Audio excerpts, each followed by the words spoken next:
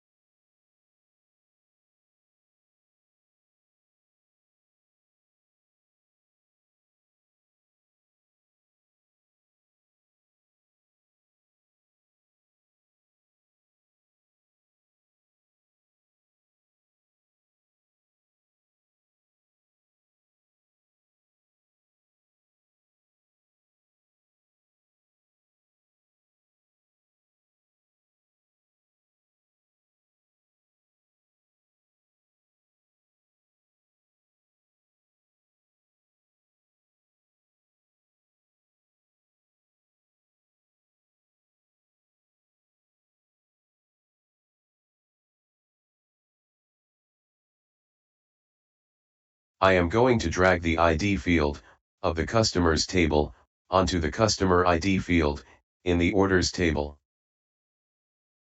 Once I release the mouse button, a pop-up will show the relationship that was automatically detected.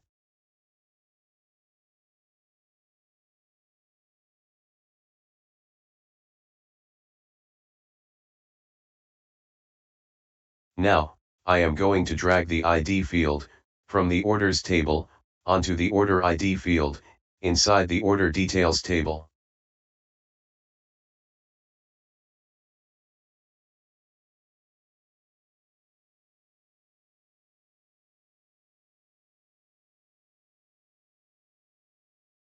Finally, I will drag the ID field from the products table onto the product ID field of the order details table.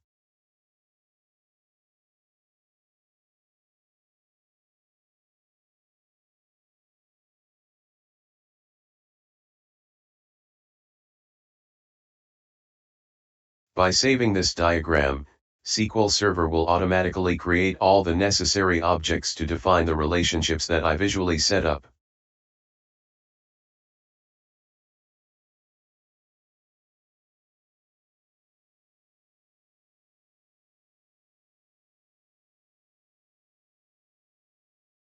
Now that I have a database, I can show you the steps to automatically generate the Entity Framework core code, to present the entities, primary keys, relationships, and other constraints that I defined within the database.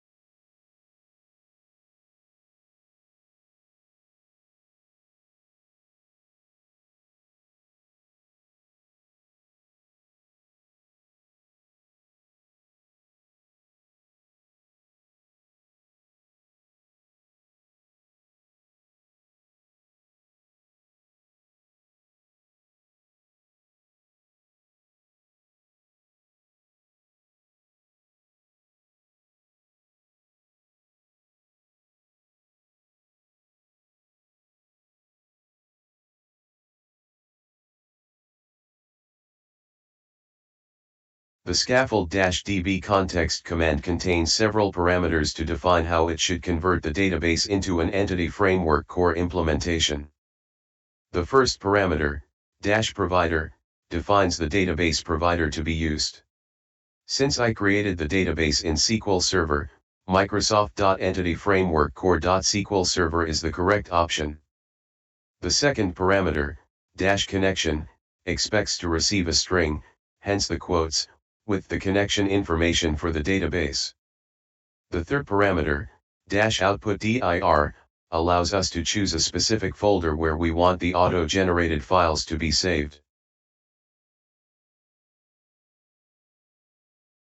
The command created a class, named OrdersDBContext, that extends the DBContext class.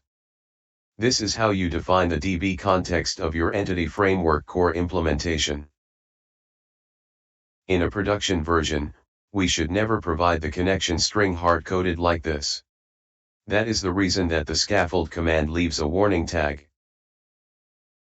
For each table of the database, it created an entity class and wrapped them into DB sets.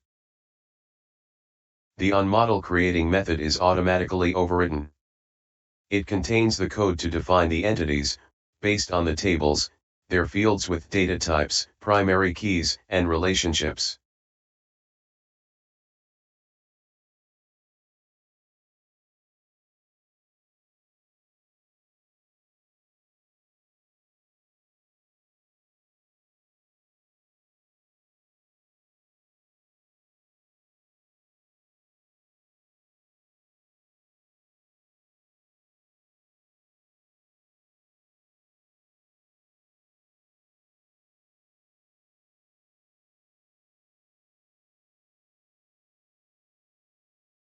Notice that the scaffold command automatically named the entity classes with the singular form of their names. The product entity contains a navigation property to provide access to the order details related to each product. The customer entity contains a navigation property to provide access to orders placed by each customer. From each order, we can use the customer property to access the customer record, or the order details navigation property, to access the items placed inside the order. Finally, the order detail entity contains two navigation properties, order and product.